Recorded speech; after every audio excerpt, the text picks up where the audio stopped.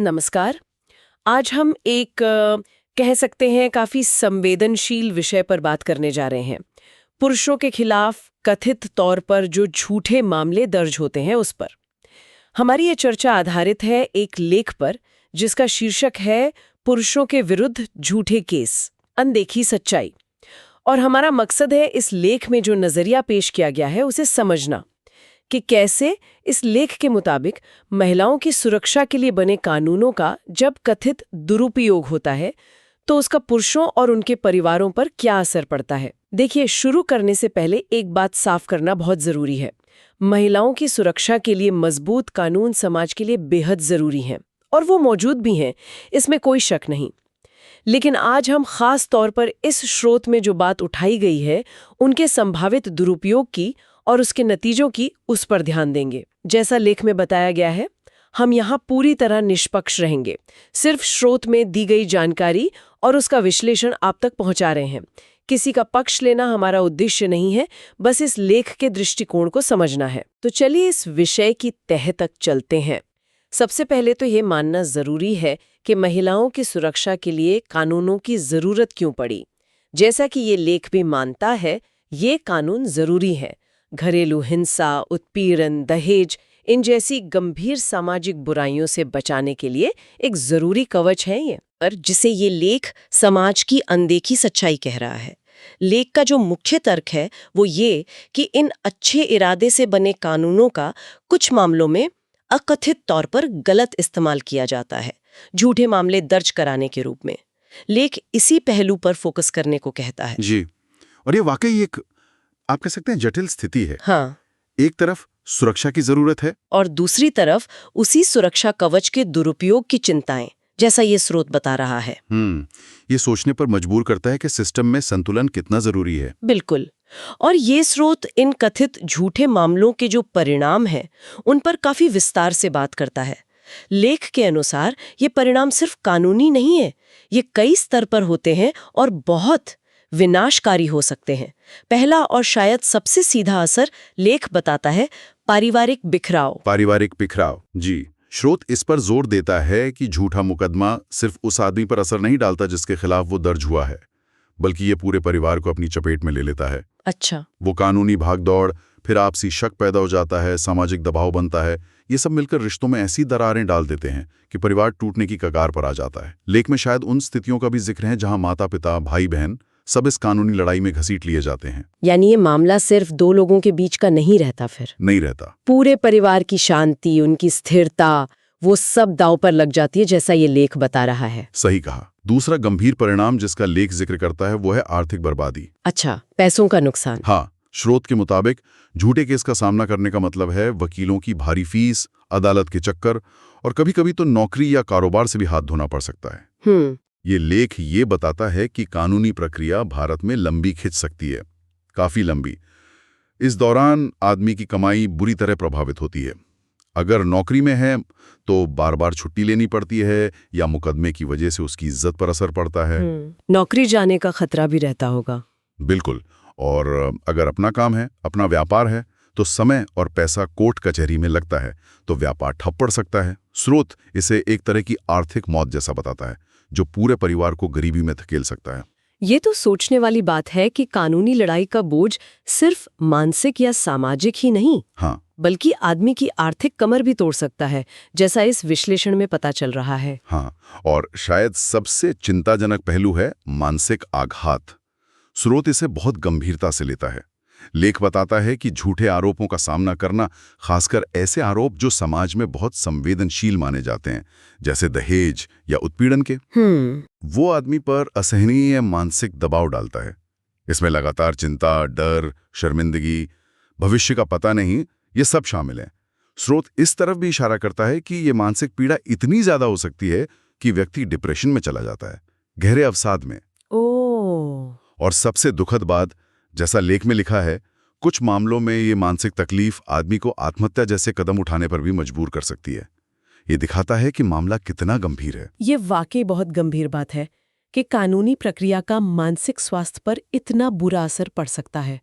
और चौथा परिणाम क्या बताया गया है? चौथा परिणाम है सामाजिक कलंक। स्रोत इसे एक अदृश्य सजा की तरह बताता है। अदृश्य सजा। हाँ, लेख का तर्क है कि हमारे समाज में, खासकर शादी या परिवार से जुड़े मामलों में, आरोप लगते ही आदमी को दोषी मान लिया जाता है। अच्छा। ये सामाजिक कलंक लंबे समय तक पीछा नहीं छोड़ता।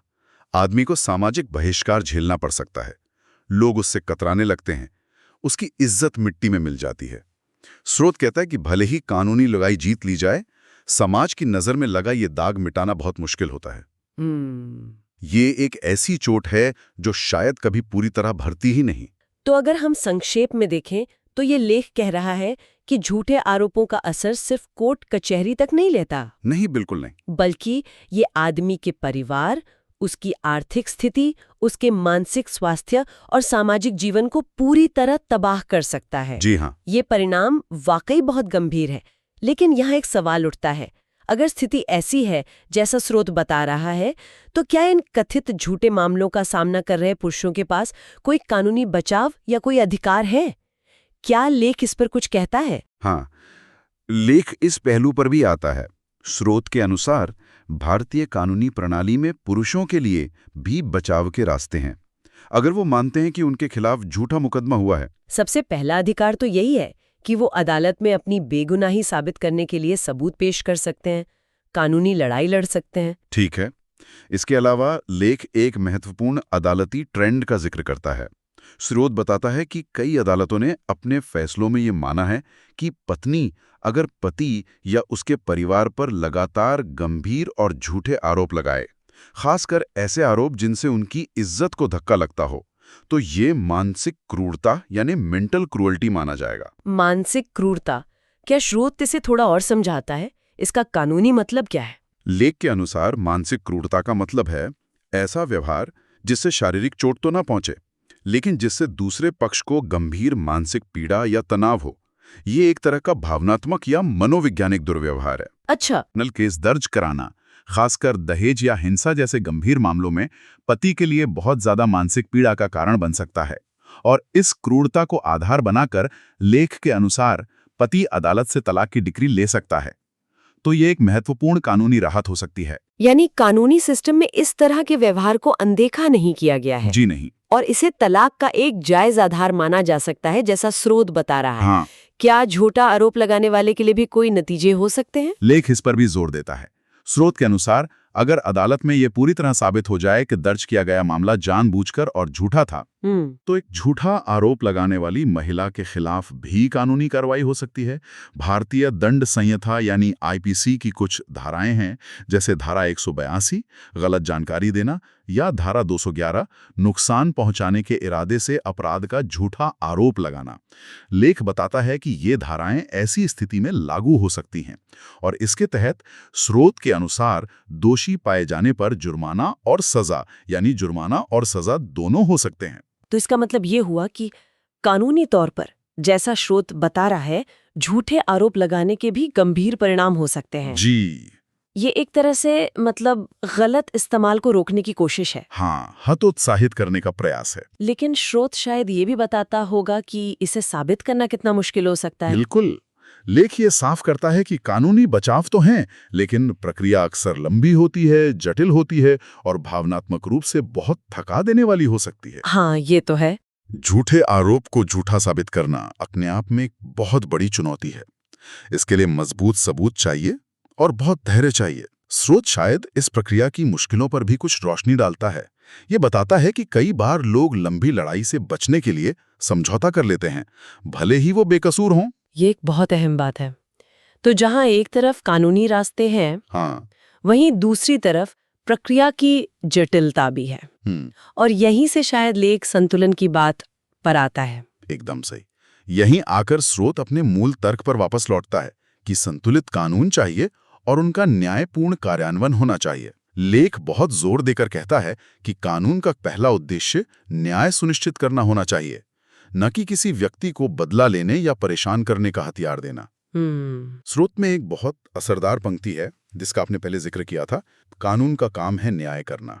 अगर कानून का इस्तेमाल बदला लेने के लिए किया जाए तो असली न्याय मर जाता है। ये लाइन लेख के केंद्रीय संदेश को दिखाती है कि कानूनों की पवित्रता बनाए रखना जरूरी है। और ये संतुलन कैसे बने? क्या लेख इस पर कोई सुझाव देता है? लेख का तर्क है कि सच्चा सामाजिक संतुलन तभी आएगा जब पुरुषों और महिलाओं दोनों के अधिकारों और सम्मान की बराबरी से रक्षा हो। स्रोत का मानना है कि किसी एक लिंग की सुरक्षा के नाम पर दूसरे लिंग के साथ अन्याय नहीं होना चाहिए। ठीक है। लेख शायद ये सुझाव देता है कि कानूनी प्रक्रियाओं में ज्यादा सावधानी बरतने की जरूरत है, ताकि शुरुआती स्टेज पर ही झूठे या बेबुनियाद मामलों की पहचान की जा सके। हो सकता है लेख मध्यस्थता या सुलह की प्रक्रियाओं को मजबूत करने की भी बात करता हो। अच्छा। ताकि पारिवारिक झगड़े अदालत तक पहुंचने से पहले ही सुलझ सकें।